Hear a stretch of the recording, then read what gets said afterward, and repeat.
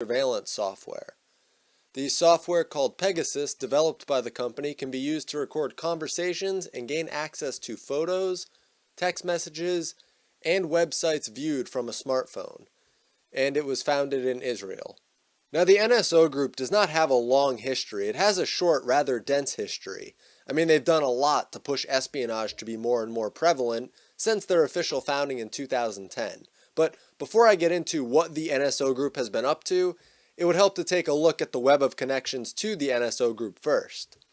At the bottom of the Bloomberg page for the NSO group, they have these other relevant stories related to them from the past 6 months or so.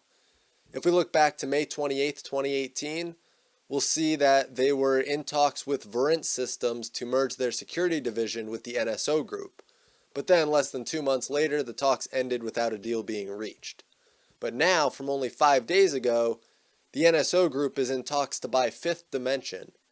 According to their own website, Fifth Dimension is the technology leader in law enforcement investigation and analysis solutions. The company's unified investigation platform was built specifically to utilize advanced analytics to assist police analysts and investigators solve more cases faster. So they developed technology to assist law enforcement, and their chairman of the board is retired Lieutenant General Benny Gantz. He's a former chief of general staff for the Israeli Defense Force. And let me be clear, this doesn't mean that everything Israel does is bad, and it doesn't mean everything that the IDF does is bad. I did this research for a reason that I'll get to here soon, but this connection between the Israeli military and this surveillance technology group is crucial, because it goes even deeper. Ram Ben Barak is the Fifth Dimension Advisory Board member, and he was the deputy head of Mossad, the National Intelligence Agency of Israel. Doron Cohen, the CEO and founder, has spent 30 years at the forefront of the Israeli intelligence community. And now they could potentially be bought by the NSO group, and they're filled with people connected to the Israeli government through the intel arms in the military, and a private firm that develops surveillance software is talking with them. So now you see why Edward Snowden issued a warning to Israelis to be on guard against heavy-handed government and private surveillance. NSO Group is a private firm bought by Francisco Partners in 2014, which is also a private firm. Snowden also specifically mentioned the NSO Group, but what many don't know is that the government is embedded in these private firms. It almost really doesn't matter though, because the NSO Group sells to governments all around the world anyways. They're famous for their Pegasus software. I mean, as of September 18th of this year, there was evidence that the NSO Group's surveillance products were being used in 45 countries, including 6 operators linked to countries with a history of abusing spyware to target civil society. I tend to wonder what kind of criteria they use for that, because I could see far more than 6 out of these 45 countries abusing spyware to target citizens. Numerous countries listed have authoritarian governments, and some like Bahrain and the UAE even have trade bans on Israeli companies. I linked the entire report below, but there are cases where we've seen this technology being used to target someone specifically. A UAE human rights defender was attacked by NSO's 0 Days iPhone hack that would have installed spyware on the man's iPhone 6 so that they can access his camera and microphone whenever they choose. Now pair this with Fifth Dimension's analysis software and you have sophisticated voice, video, and data analysis.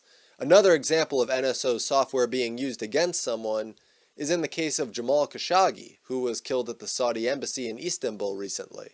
Snowden claims that they targeted Khashoggi because they infected the devices of one of his other contacts that happened to be another Saudi dissident living in Canada. The Saudis determined that Khashoggi was worth their time based on information collected using the NSO's spyware on this other man's devices. Khashoggi was working with this Canadian Saudi dissident on several projects, one of which was an initiative to build an online army inside of Saudi Arabia. I mean, that alone is speculated as most likely leading to Khashoggi's death. And it's not specified if NSO software was installed on Khashoggi's devices, but it appears that the Saudis would have gotten everything that they needed from Khashoggi's friend alone. Another case of this being used was in Mexico against backers of Mexico's soda tax. The NSO group also has connections to several Mexican agencies with more than $15 million spent in 3 years.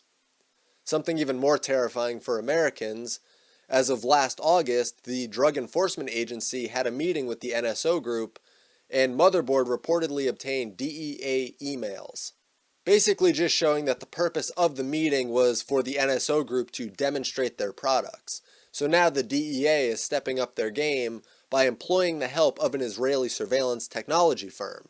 They wouldn't be getting a demonstration of their products without both some idea of what the NSO group produces and an intention of using it in some capacity. So you can say, well, they can't use it to spy on us, but look at everything that Snowden has uncovered about the CIA and the NSA. Vault 7 released through WikiLeaks is entirely because of Snowden. The NSA will not only dig through the life of someone deemed a potential enemy of the state, but the CIA will manipulate the population with fake hacks from foreign governments. They're not slowing down, and the DEA getting a hold of NSO products is just the start of another whole wave of police state surveillance. I understand surveillance of public places and privately owned public places. I understand having technology to make emergency responders as efficient as possible, but hacking phones and tracking people and eavesdropping are a violation of the non-aggressive right to privacy. Abandoning that right to privacy leads us right into a police state using mass surveillance.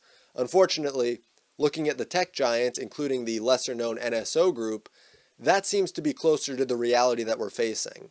And as a final note in this video, Julian Assange has been secretly charged in the US.